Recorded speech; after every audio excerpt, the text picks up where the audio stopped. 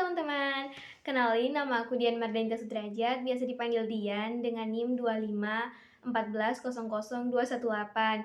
Aku sendiri dari Prodi S1 Pendidikan Matematika Universitas Almata.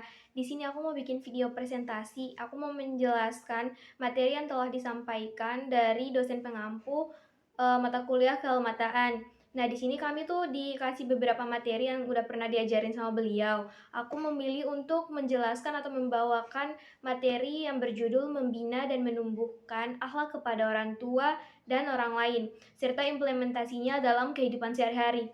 Nah, sebelum kita masuk, alangkah baiknya kita mulai dengan pengertian umumnya terlebih dahulu.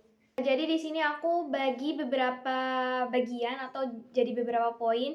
Poin yang pertama tuh A, pengertian umum. Akhlak kepada orang lain adalah sikap dan perilaku terpuji dan ditunjukkan seseorang dalam hubungan sosial baik terhadap keluarga, tetangga, teman, maupun masyarakat luas. Akhlak sendiri menjadi landasan terciptanya kehidupan yang harmonis, damai, dan berkeadilan. Nah, kita masuk ke poin kedua, yaitu poin B, dalil kewajiban berakhlak baik. Yang pertama, Al-Quran. Quran Surat An-Nisa ayat 36 berisi perintah menyembah Allah dan berbuat baik kepada orang tua, kerabat, anak yatim, orang miskin, tetangga dekat maupun tetangga jauh, teman, semua hamba Allah yang ada di muka bumi. Allah tidak menyukai sifat sombong dan membanggakan diri. Yang kedua, hadis. Rasulullah SAW bersabda agar manusia berdakwah kepada Allah Subhanahu wa Ta'ala dimanapun ia berada, mengiringi keburukan dengan kebaikan dan bergaul dengan manusia dengan akhlak yang baik. Hadis riwayat Al-Burhakim. Rasulullah SAW sendiri juga pernah bersabda bahwa Allah mencintai akhlak yang mulia dan sangat-sangat membenci akhlak yang buruk. Quran Surat Al-Hakim.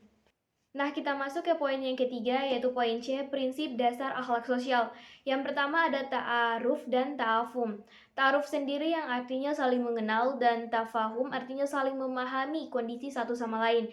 Quran Surat Al-Hujrah ayat 13 menegaskan bahwa manusia diciptakan berbangsa-bangsa dan bersuku-suku agar saling mengenal dengan kemuliaan di sisi Allah ditentukan oleh ketakwaannya. Nah, selanjutnya kita masuk ke poin keempat, yaitu D, bentuk-bentuk akhlak dalam kehidupan sosial.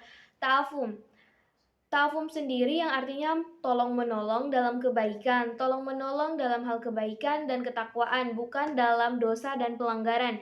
Quran Surat Al-Maidah ayat 2, contohnya membantu teman yang sedang kesulitan, mengunjungi orang sakit, meringankan beban hidup orang lain, dan menutupi aib sesama.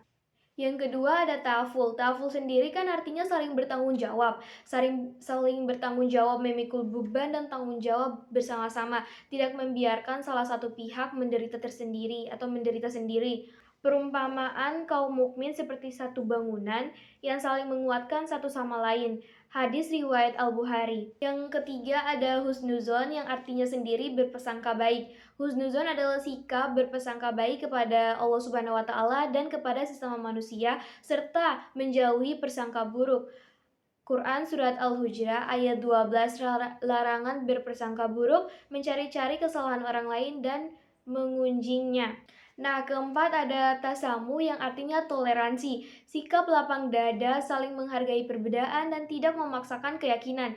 Quran Surat Al-Kafirun ayat 6 yang bunyinya adalah untukmu agamamu dan untukku agamaku. Contohnya, menghormati perbedaan pendapat, tidak mengganggu orang lain dalam menjalankan keyakinannya, dan lain-lain. Nah, selanjutnya kita masuk ke poin berikutnya, yaitu poin E, karakteristik akhlak mulia. Jadi ada 8, yaitu yang pertama kerelaan hati karena kemuliaan dan kedermawaan. Yang kedua, kelapangan dada karena kebersihan dan ketakwaan. Yang ketiga, kelemahan lembut karena kemudahan. Yang keempat, wajah ceria karena kegembiraan. Yang kelima, rendah hati di hadapan sesama. Yang keenam, mudah berhubungan sosial tanpa penipuan. Yang ketujuh, mengojok kepada kebaikan tanpa kepaksaan. Yang kedelapan, tunduk kepada ajaran Allah Subhanahu wa Ta'ala tanpa merasa berat. Masuk ke poin yang berikutnya, itu poin F, contoh penerapan dalam kehidupan sehari-hari.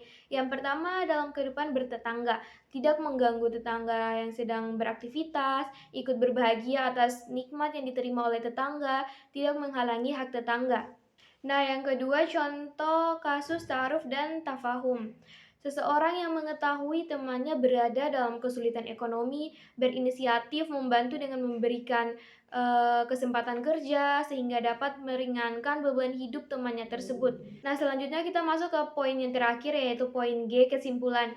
Akhlak kepada orang lain merupakan bagian penting dalam ajaran agama Islam yang bersumber dari Al-Quran dan hadis. Penerapan nilai ta'aruf, tafahum, ta'afum, takaful, husnuzon, dan tasamum dan membentuk masyarakat yang harmonis, peduli, dan berkeadaban.